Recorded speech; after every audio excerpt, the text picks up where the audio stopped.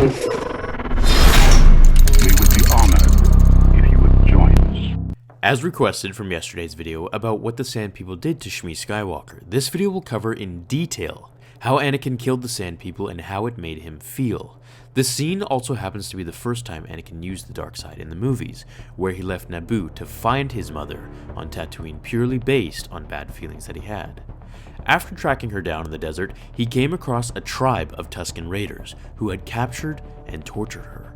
Upon failing to save her as she died in his arms, Anakin began to feel a rage build within him. He was obsessed with being able to control events and people around him. The death of his mother was something he had no power over, causing him to go mad for all kinds of reasons. The source I will be using today will be the novelization of Attack of the Clones, just where yesterday's video left off. Here we go. He looked about, wondering how he might get his mother's body out of there, for he certainly wasn't going to leave it to the Tusken Raiders. He could hardly move. There seemed to be a profound pointlessness to it all, a series of motions without meaning. At that time, the only meaning, the only purpose that Anakin could fathom was that of the rage building within him, an anger at losing someone he did not wish to give up. Some small part of him warned him to not give in to that anger, warned him that such emotions were of the dark side. Then he looked at Shmi lying there, so still, seeming at peace but covered with the clear evidence of all the pain that she had been inflicted upon her body these last days. The Jedi Padawan climbed to his feet and took up his lightsaber, then boldly strode through the front door. The two Tusken guards gave a yelp and lifted their staves, rushing for him, but the blue glowing blade ignited, and in a flash of killing light, Anakin took them down, left and right. The rage was not sated.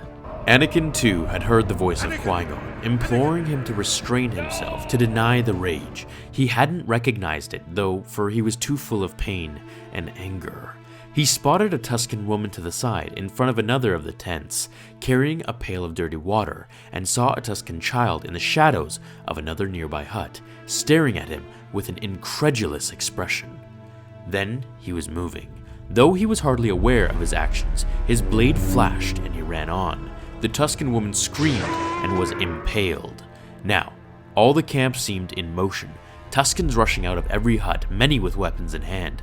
But Anakin was into the dance of death then, into the energy of the Force. He leapt far and long, clearing one hut and coming down before another, his blade flashing even before he landed, even before the two Tuskens recognized that he had jumped between them.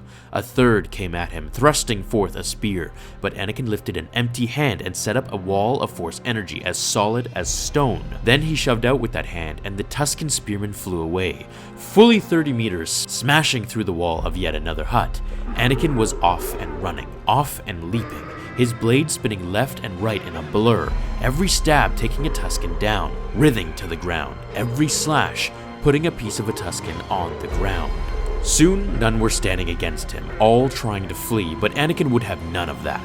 He saw one group rush into a hut and reached out across the way to a large boulder in the distance. It flew to his call, soaring across the sand, smashing one fleeing Tusken down and flying on.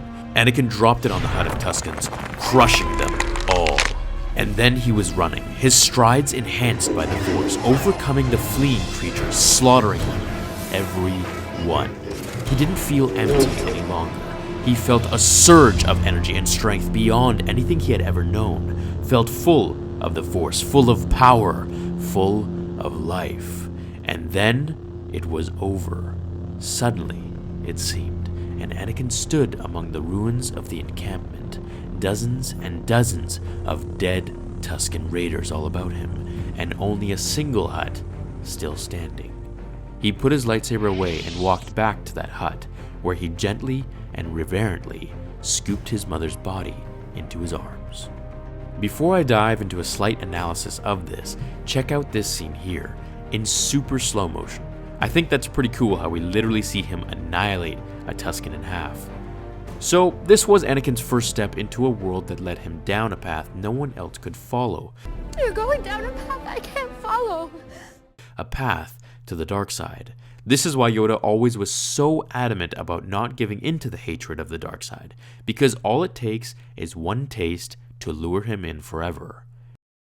But beware of the dark side. Anger, Feel aggression. The dark side of the Force obeys. Sand people are reasonably tough fighters, just like what they did to Luke in episode 4, and Anakin was greatly outnumbered.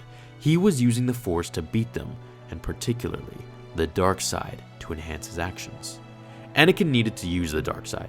I never understood the Council's dogmatic views regarding situations like these. How could one not be angry? This is another testament as to why the Council was flawed in so many different ways, and why Count Dooku and Qui-Gon Jinn saw it. Dooku left the Council, and Qui-Gon felt it was too focused on politics and not enough with allowing the Force to guide one's actions. Do you think Anakin was justified to turn to the dark side here? If you like, I can cover if the Council actually knew what Anakin did to the Sand People and how Yoda actually felt about it. Leave this video a like, your support really helps the channel grow.